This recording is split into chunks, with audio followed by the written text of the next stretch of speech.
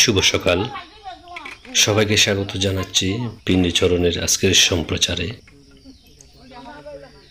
পিণ্ডচরণ বৌদ্ধের সময় থেকে 25 শতাব্দীরও বেশি সময় ধরে চলে আসছে। তিনি এবং তার সঙ্গ ভিক্ষার বাটি ধরতেন, একটি ক্রমানুসারে লাইনে থাকতেন এবং প্রতিদিন সকালে একবার বিভিন্ন পরিবারের সাধারণ লোকদের কাছ থেকে ভিক্ষা করার জন্য দীর্ঘ দূরত্বে হাঁটতেন।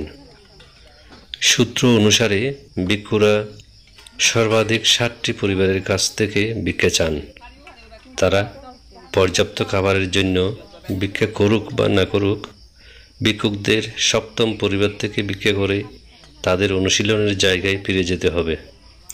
অন্য একটি ক্ষেত্রে ভিক্ষুরা যখনই তাদের বাটিতে পর্যাপ্ত খাবার আছে বলে মনে করেন, তখনই তাদের ভিক্ষা শেষ করতে পারেন।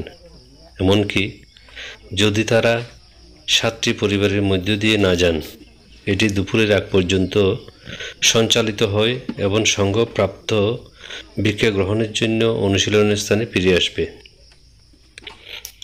আধ্যাত্মিক জগতের সাথে শারীরিক জগৎকে সংযুক্ত করার অনুশীলন স্পষ্টতই বুদ্ধ তার শিষ্যদের সাধারণ মানুষের উদারতার মাধ্যমে তাদের দৈনন্দিন জীবিকা অর্জনের অনুমতি দেওয়ার জন্য এই অনুশীলনটি প্রতিষ্ঠা করেছিলেন। পিণ্ডচরণ সংঘকে ধর্ম অনুশীলনের জন্য আরও সময় বাঁচাতে সাহায্য করে।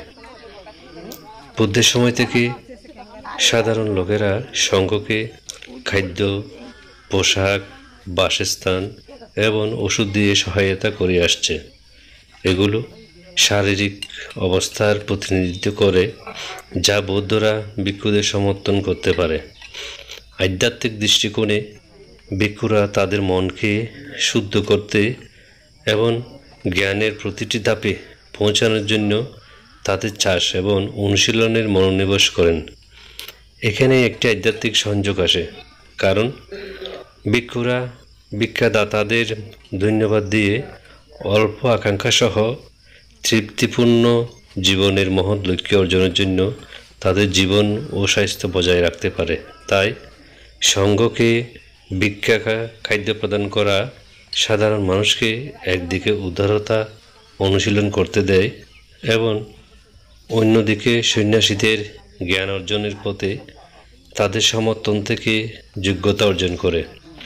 বুদ্ধের ঐতিহ্য সংরক্ষণের ইচ্ছা সর্বোপরি পিণ্ডচরণ একটি বিশেষ অভ্যাস, যা সেই সমস্ত বৌদ্ধ অনুশীলনকারীরা যারা একটি তপস্বী জীবনের জন্য পৃথিবী ত্যাগ করেছেন এবং সেই সমস্ত সাধারণ মানুষ যাদের এখনও পারিবারিক দায়িত্ব রয়েছে, তাদের উভয়ের উপকার করার জন্য। পিণ্ডচরণ চলমান শান্ত এবং পুণ্যবান সঙ্গের চিত্রটি দক্ষিণ জয়নগর বিমুক্তি দর্শন অরণ্য ভাবনা কেন্দ্রে পুনরায় তৈরি করা হয়েছে।